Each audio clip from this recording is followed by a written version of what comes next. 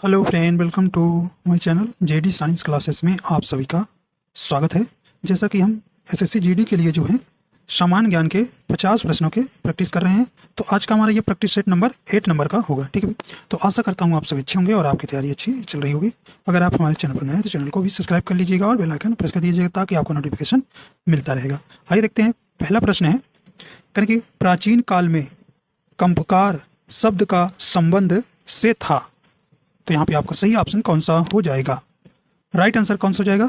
ये भूमिहीन खेतिहर मजदूरों से था। ठीक है, तो ऑप्शन नंबर बी आपका बिल्कुल सही हो जाएगा। भूमिहीन खेतिहर मजदूरों का मतलब जिनके पास स्वयं की कोई भी जमीन नहीं थी। ठीक, तो ऑप्शन बी आपका यहाँ सही हो जाएगा। अगला है, राष्ट्रीय मतदाता दिवस 2024 की थीम क्या थी? ये आपको बताना है। सही ऑप्शन आपका यहाँ हो जाएगा। राइट आंसर कौन सा हो जाएगा? ऑप्शन नंबर सी हो जाएगा, nothing like voting, I vote for sure. ठीक है, तो ये इसकी थीम थी। ऑप्शन नंबर आपका यहाँ पर सी नंबर बिल्कुल सही हो जाएगा। ठीक, राष्ट्रीय मतदाता दिवस कब मनाया जाता है भाई? प्रत्येक वर्ष 25 जनवरी को। ठीक है, 25 जनवरी को जो है राष्ट्रीय मतदाता दिवस मनाया जाता है। अगला है, प्रतिवर्ष दुनिया भर में विश्व हिंदी दिवस किस तारीख को मनाया जाता है? ये आपको बनाना है। तो राष्ट्रीय हिंदी दिवस 14 सितंबर को मनाया जाता है। ठीक है, आपको विश्व वाला बताना है। राइट आंसर आपका यहाँ पर हो जाएगा। सही ऑप्शन कौन सा हो जाएगा भी?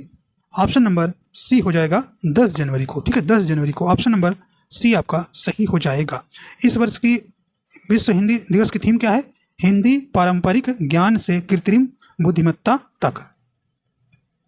अगला है, किस प्रसिद्ध भारतीय संगीतकार का संबंध संतूर नामक वाद्य यंत्र से है? ये आपको बताना है। यहाँ पे आपका राइट आंसर हो जाएगा। तो संतूर नामक वाद्य यंत्र से संबंधित कौन से व्यक्ति हैं? यहाँ पे आपका ऑप्शन नंबर ए हो जाएगा, पंडित शिव कुमार शर्मा। ठीक है, पंडित शिव कुमार शर्मा। देखिए, और संतूर वादक कौन है? भजन सुपोरी हैं, तरुण भट्टाचार्य हैं, ये भी संतूर वादक है। सरोद वादक कौन होता है भी? आइए कुछ सरोद वादक, जैसे उस्ताद अमजद अली खां। तो ये उस्ताद अमजद अली खां जो है सरोद वादक थे। और अलाउद्दीन खां, अशोक कुमार राय, ये सरोद वादक। बांसुरी वादक आप जानते हैं हरिप्रसाद चौरसिया। तो हरिप्रसाद चौरसिया के किससे संबंधित है? कौन वादक करते थे? बांसुरी। पन्नालाल घोष हो गए, रघुनाथ सेठ हो गए, प्रकाश सक्सेना हो गए, राजेंद्र प्रसन्ना हो गए, ये जो है बांसुरी वादक थे। ठीक है भाई। और ये उस्ताद जाकिर हुसैन किससे थे? ये तबला वादक थे। ठीक है, तबला वादक थे। ठीक है, और तबला वादक कुछ व्यक्ति हैं, जैसे लतीफ़ खां हैं, गुदई महाराज हैं, उस्ताद अल्लाह खां हैं। ठीक है, तो ये कुछ आपको ध्यान रखना है। कहते हैं, रोग उत्पन्न करने वाले सूक्ष्म जीवों को कहा जाता है? ये आपको बताना है। सही ऑप्शन कौन सा हो जाएगा? उसे रोगजनक कहते हैं। ऑप्शन ए आपका बिल्कुल यहाँ सही हो जाएगा। निम्नलिखित में से किस प्रकार की बेरोजगारी को वास्तविक मजदूरी बेरोजगारी के रूप में भी जाना जाता है? तो इसे ऑप्शन नंबर सी हो जाएगा, चिर सम्मत। करें, भारतीय संविधान के किस भाग में नगर पालिकाओं से संबंधित प्रावधानों का उल्लेख है? तो ये आपको बताना है। राइट आंसर आपका यहाँ पर हो जाएगा। तो सही ऑप्शन कौन सा हो जाएगा? 9A, ऑप्शन नंबर डी आपका बिल्कुल यहाँ सही हो जाएगा। ठीक है, ऑप्शन नंबर डी यहाँ सही हो जाएगा। भाग 9 जो है पंचायती राज से, 9A नगर पालिकाओं से संबंधित है। निम्नलिखित में से कौन सा पादप जगत द्विबीजपत्री और एक बीजपत्री में विभक्त होता है? यहाँ पर राइट आंसर कौन सा हो जाएगा? एंजियोस्पर्म। ठीक है भाई, ऑप्शन नंबर आपका सी यहाँ पर सही हो जाएगा। संगीत नाटक अकादमी पुरस्कार से सम्मानित किस पूर्व मिस इंडिया ने पश्चिम में भारतीय शास्त्रीय नृत्य को लोकप्रिय बनाया? इंपॉर्टेंस प्रश्न है भी। राइट आंसर आपका यहाँ हो जाएगा। तो इंद्राणी रहमान है। ऑप्शन बी आपका यहाँ बिल्कुल सही हो जाएगा। देखिए, वर्ष 1952 में जो है इन्होंने जो है मिस इंडिया का खिताब जीता था। इंद्राणी को वर्ष 1969 में जो है पद्मश्री और प्रदर्शन कला और में संगीत नाटक अकादमी पुरस्कार 1981 में इन्हें प्रदान किया गया था। ठीक है, तो इन्हें 1981 में संगीत नाटक अकादमी पुरस्कार से सम्मानित किया गया था। ठीक है, तो इंद्राणी रहमान जो है भरतनाट्यम, कुचिपुड़ी, कथकली और उड़ीसी की एक भारतीय शास्त्रीय नृत्यांगना है। ठीक है,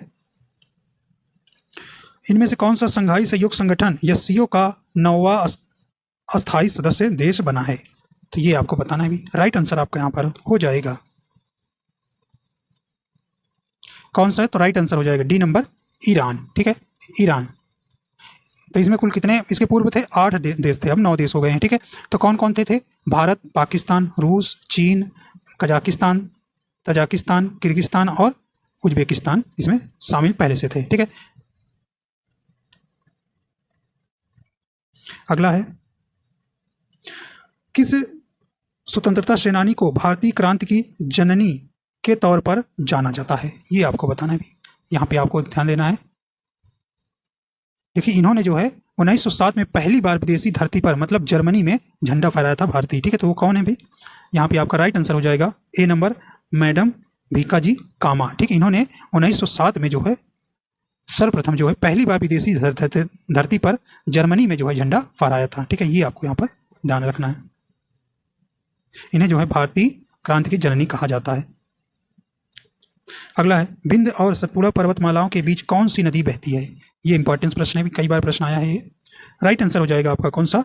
ऑप्शन नंबर सी हो जाएगा, नर्मदा नदी। ठीक है, नर्मदा नदी का उद्गम कहाँ है? अमरकंटक शिखर से उत्पन्न हुई है। ठीक है, यह जो है 1312 किलोमीटर लगभग इनकी लंबाई है। ठीक है, तो ऑप्शन नंबर आपका सी यहाँ सही हो जाएगा। ठीक है, और यह जो है पश्चिम दिशा की ओर बहती है। ठीक है, भारतीय संविधान निम्नलिखित में कौन सा भाग पंचायतों से संबंधित है? ये आपको बताना भी। तो आप जानते हैं संविधान संशोधन 73वां संविधान संशोधन अधिनियम 1992 द्वारा जो है के तहत संविधान के भाग के में 9 में, ठीक है, अनुच्छेद 243 से 243 ओ तक जो है प्रावधान शामिल है। तो आपका राइट आंसर कौन सा हो जाएगा? यहाँ इसमें 29 विषय हैं, 11वीं अनुसूची में शामिल किया गया। तो राइट आंसर आपका ए नंबर हो जाएगा, भाग 9। ठीक है, दिल्ली सल्तनत के अधीन भारत में धनवान मुसलमानों पर एक धार्मिक कर लगाया गया था। तो कौन सा ये कर था? ये आपका ऑप्शन नंबर जकात हो जाएगा, ए नंबर हो जाएगा। ठीक है, जकात लगाया गया था। ठीक है, तो दिल्ली सल्तनत के अधीन भारत में धनवान मुसलमानों पर एक धार्मिक कर जकात लगाया गया था। ठीक है, और देखिए एक जजिया कर होता था। जजिया एक प्रकार का धार्मिक कर था। इसे मुस्लिम राज्य में रहने वाले गैर मुस्लिम जनता से वसूला जाता था। ये भी ध्यान रखना। निम्न कौन सी स्वतंत्रता सेनानी उत्तर प्रदेश राज्य की राज्यपाल बनने वाली पहली महिला थी? ठीक है, ये बताइए। सही ऑप्शन आपका हो जाएगा, राइट आंसर हो जाएगा आपका ऑप्शन नंबर डी हो जाएगा, सरोजनी नायडू थी। यह जो है द्वितीय जो है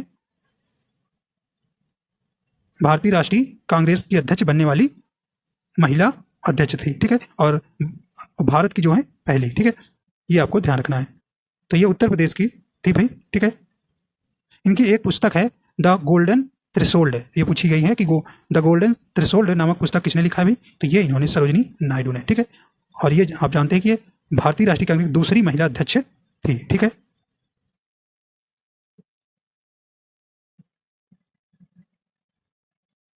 अगला देखते हैं। भारतीय लघु उद्योग विकास बैंक को द्वारा विनियमित किया जाता है। तो ये आपका ऑप्शन नंबर बी हो जाएगा, भारतीय रिजर्व बैंक द्वारा।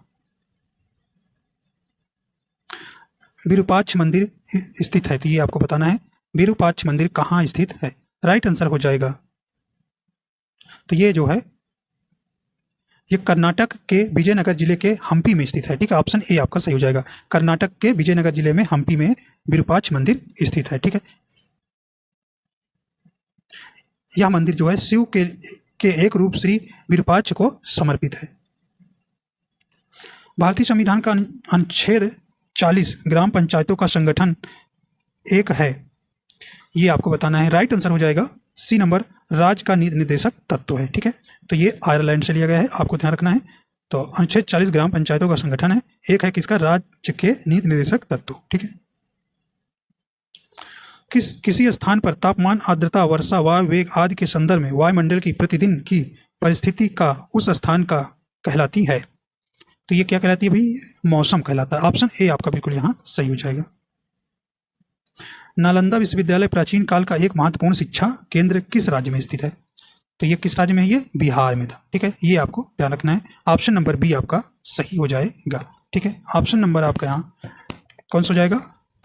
बी नंबर सही हो जाएगा।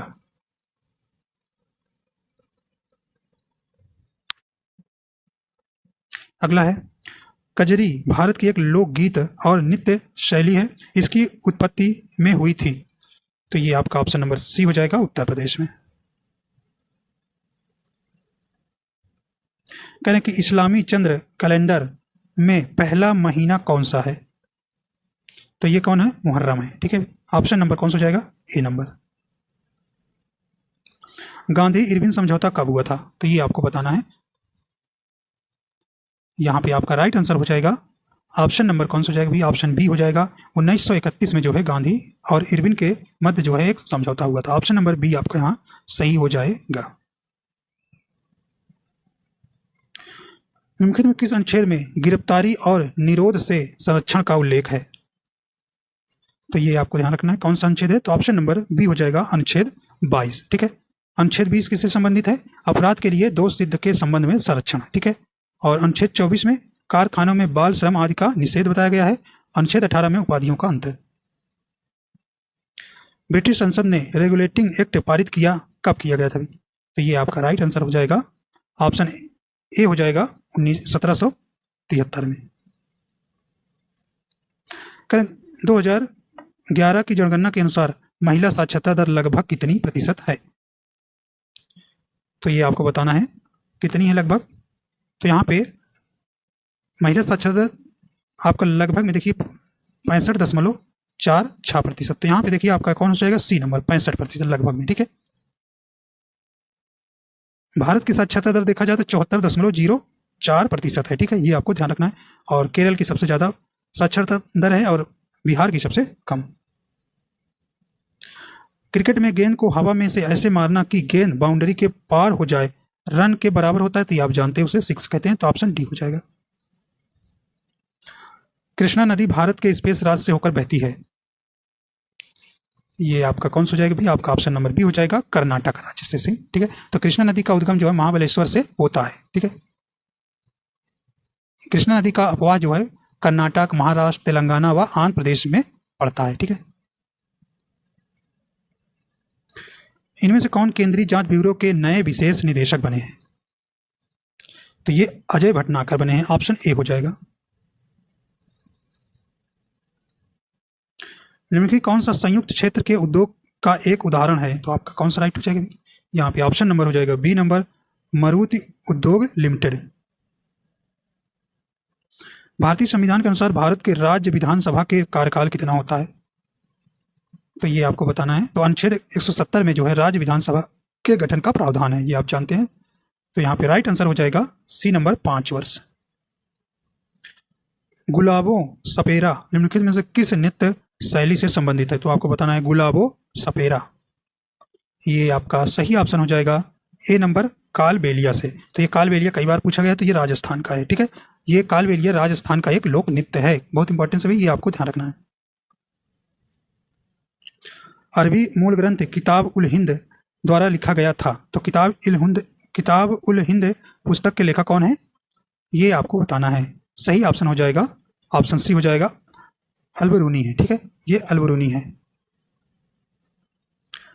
KGDWN 98/2 ब्लॉक कहाँ स्थित है, जहां ONGC ने जनवरी 2024 में क्लस्टर 2 परियोजना से तेल उत्पादन शुरू किया? तो ये कहाँ है? ये ऑप्शन डी हो जाएगा, बंगाल की खाड़ी में। ठीक है, अगला है दर्पण एकेडमी ऑफ परफॉर्मिंग आर्ट्स के संस्थापक और संचालक रह चुके किस प्रसिद्ध भारतीय नर्तकी को 1965 में पद्मश्री पुरस्कार मिला था?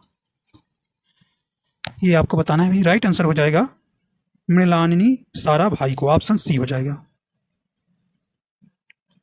एक लंबी अवधि तक जैसे 25 वर्ष में किसी स्थान के मौसम के एकत्रित आंकड़ों के आधार पर बना मौसम का पैटर्न उस स्थान का कहलाता है, तो ये क्या कहलाता है? ऑप्शन नंबर हो जाएगा ए नंबर, जलवायु कहलाता है। ऐसे पदार्थों जिनके आर पार नहीं देखा जा सकता कहलाते हैं, तो उन्हें कहते हैं अपारदर्शी। आप क्यों कहते हैं? ऑप्शन नंबर ए आपका सही हो जाएगा। अगला है निम्नलिखित में से कौन सही रूप से सुमेलित नहीं है? देखिए, ईस्ट किडवन सुमेलित है, कैसीन दुग्ध प्रोटीन है, एलोवेरा आवृतबीजी, ये भी सही है, घटपर्णी कहने परजीवी आवृतबीजी, तो ये डी नंबर जो है आपका यहाँ पे सुमेलित नहीं है। तो ये घटपांडी कैसे होते हैं, ये मांसाहारी होती है, इन्हें पौधों में से एक घटपांडी का पौधा है, ठीक है। तो ये आपको ध्यान रखना है। तो ये मांसाहारी होती है, परजीवी आवृतबीजी नहीं होते हैं, तो ये आपका सुमेलित नहीं है।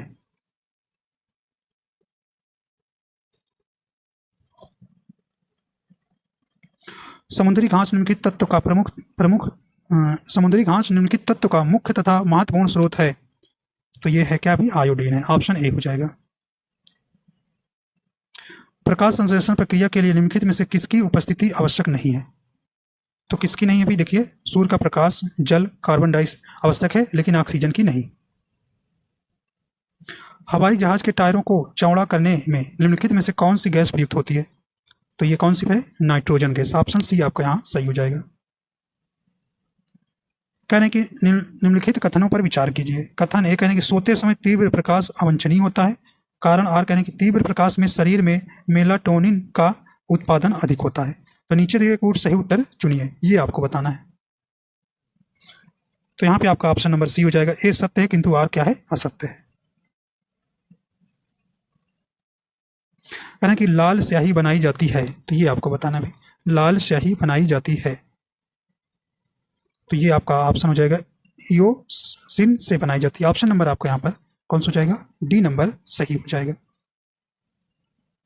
अगला है भोपाल गैस त्रासदी से संबंधित यौगिक का नाम है। ये इंपॉर्टेंस कई बार परीक्षा में आपका पूछा गया है, ठीक है। तो ये कब घटना घटी थी आपसे पूछता है, और इसके ये कौन सी फैक्ट्री थी उसका नाम था। ये 2 और 3 दिसंबर 1984 में यह घटना घटी थी, और ये जो है यूनियन कार्बाइड कारपोरेशन ये फैक्ट्री में था, और मिथाइल आइसोसाइनेट जो है रिसाव के कारण हुआ था। तो राइट आंसर आपका कौन सा हो जाएगा, सी नंबर, मिथाइल आइसोसाइनेट। कब हुआ था, 1984 में। कौन सी फैक्ट्री में, ठीक है, कौन सी फैक्ट्री में, तो ये यूनियन कार्बाइड कारपोरेशन में। निम्नलिखित में कौन सा युग्म सही सुमेलित नहीं वाला आपको बताना है। अमरबेल तना परजीवी है, बिल्कुल सही है। चंदन जड़ परजीवी है। ऑर्किड अधिपादप है। घटपंडी ये आपका ऑप्शन डी हो जाएगा, ये जो है आपका सुमेलित नहीं है, ठीक है। जलोद विधि नहीं है, ठीक है। तो ऑप्शन नंबर आपका यहाँ पर डी नंबर सही हो जाएगा, ठीक है। ये क्या है, घटपंडी एक पौधे जो मांसाहारी होते हैं, ठीक है। घटपंडी जैसे इसके अंतर्गत कौन आते हैं भी, कीट बच्ची पौधे कौन है, डायोनिया है, यूटिक्यूलेरिया है, पिचर है।